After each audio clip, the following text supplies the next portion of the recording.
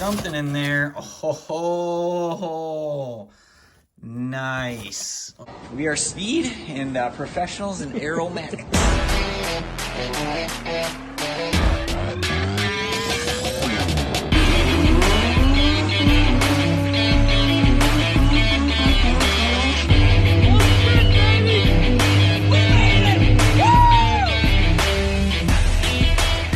Like the title says, it's Nudie Magazine Day. Yes, well, kind of a Nudie Magazine Day. We got our TKX, baby, right there. Yes, we got it in. Let's unbox this guy.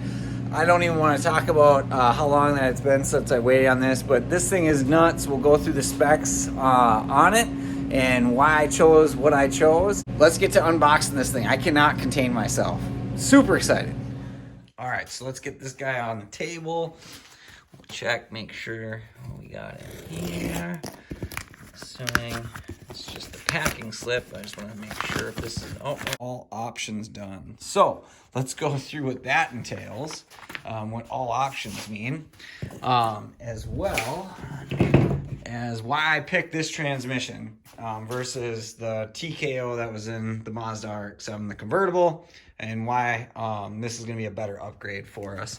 I did notice that the box got kind of broken a little bit. Hopefully nothing's busted inside there. Can only hope, right? The staples. Oh, the staples. This box thing torn to shit. I already know it. There we go. Oh, she's coming. Oh, yeah. Ready? Oh boy. Cardboard. And more cardboard. I didn't see a transmission yet. Oh, goodness. I see something in there. Oh, nice. Oh, this is gorgeous. Look at that. Look at that. We should just look at it. Looks like that was the backside of the transmission that hit. Oh yeah, she kind of messed my little output shaft seal up a little bit on the back. She must have slid pretty hard. All right, so looks like everything's intact. Let me get this out of the box. I'll set the phone down and we'll put it up on the table here. So just give me 1 second.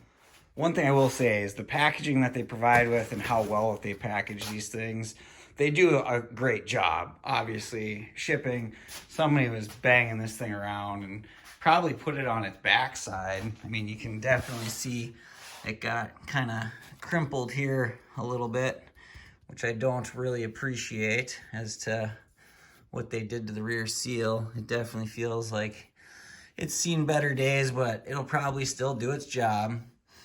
Yep, just got oil on it. Tastes good too. So let's get started as to kind of the unveiling of this beautiful transmission and what we're gonna do with it. So it did come with a nice little instruction, installation, you know, what to do, procedures, just kind of the standard stuff for the TKX transmission. Got to get used to saying TKX versus TKO. So gorgeous piece though, gorgeous piece. So with this transmission, kind of the highlights here, it is a Tremec 5-speed TKX face plated first through fourth. So 1, 2, 3, 4 are face plated. Gear choice that I went with this transmission is the 0.81 versus the 0.68 that I had before. I'll go into detail why I switched the 5th gear around. It is a 26 spline input shaft, and it's a billet shaft as well. And then the output shaft is a 31 spline output shaft. So all the treatments went into this thing. So when it said all the services, it meant it all. So cryo process, surface enhancements, shot peen, and obviously the faceplate 1 through 4. Some of the things that are different with this versus my TKO 600. So both these transmissions are supposedly rated for 600 foot-pounds of torque. This one, I will say, some guys are out there doing far more than that. I could use some examples, but heavier cars going way more torque than what my rotary makes, and way more weight than even what the convertible weighed. So I don't feel like we're going to have any issues with this at all, as well as this is not a top loader transmission. So this is actually loaded from the back, and which basically makes it so it's a lot more stable. It's kind of like a T56. The noise reduction of this transmission, from what I've heard firsthand of people using it, and even comparing it to their old TKOs, which I'll tell you right now, I'll be the first one to yell it out there that I love my TKO. The 600 is a great transmission, but that thing is loud. It is so noisy. And the main reason why I think it's noisy is they're super loose transmissions and they're top loaders. So the bearing tolerances inside those things, I feel like just are super noisy, especially when you faceplate them. I mean, they ting, tang, whine, make all kinds of noise. For this transmission, they say it's so much more tighter of a transmission. It's super quiet, which I absolutely am ecstatic for, to have that for our drag and drives, to have just a quieter transmission. And then also the fifth gear. So in my TKO 600 was a 0.68 fifth gear. And when you talk about a 1-to-1 ratio on the fourth gear in my RX7 at 50 to 55 mile an hour is about 3,500 RPM at 50-55 in fourth. But when you're just cruising, you feel like you'd want to put it into sixth gear to just start cruising. Well, when it's a 0.68 and we're talking a rotary, that thing would legitimately be at, I'd say maybe 15 to 1,800 RPM at 55, 60 in fifth, driving down the road. And in a bridge-ported rotary, that thing idles at 2,200. So it is just lugging the engine with that 0.68 gear ratio. If I wanted to be at 3,000 RPM in the convertible in fifth gear to just cruise, I'd have to be going 90 miles an hour, which some may say that's not a bad deal. But for just simply driving around on a freeway or a speed limit of like 65, I was either going way too fast or way too slow. So I needed something that had a little bit less gear to it. So that's why we put it closer to that 1-to-1 and made it the 0.81 for the fifth gear. So that's kind of the explanation behind that. So doing drag and drives will be so much more comfortable in street driving with having that fifth gear at that 0.81 gear ratio.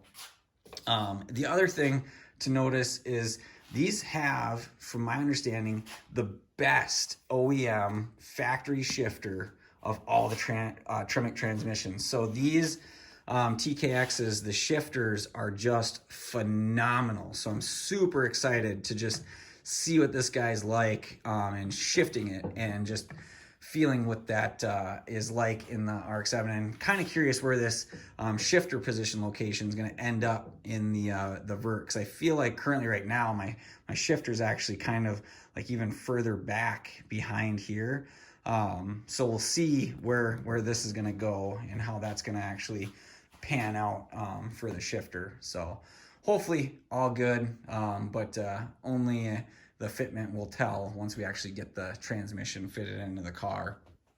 And then obviously it's not a top loader anymore, but the face plating, so this is now done 1 through 4 on the faceplate. So first gear, second gear, third gear, fourth gear. It's kind of like a T56.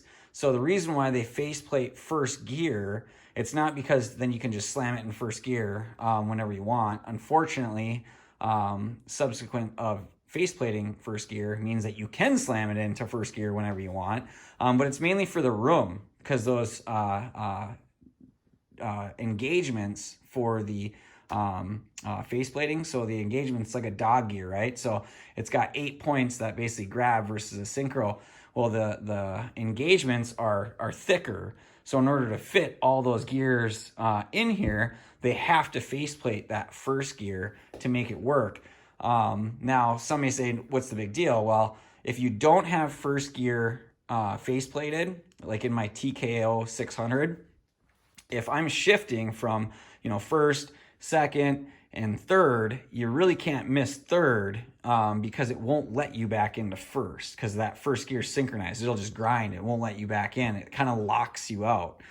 Well, now with this transmission, as well as like any other T56 that's faceplated, if you don't run like some type of a lockout on your shifter or something of that, you can actually go from first, second, from first, second, and then back into first again. So you're 1-2-1-ing the car, which can excessively go high RPM, excessive RPM for the transmission as well as the motor.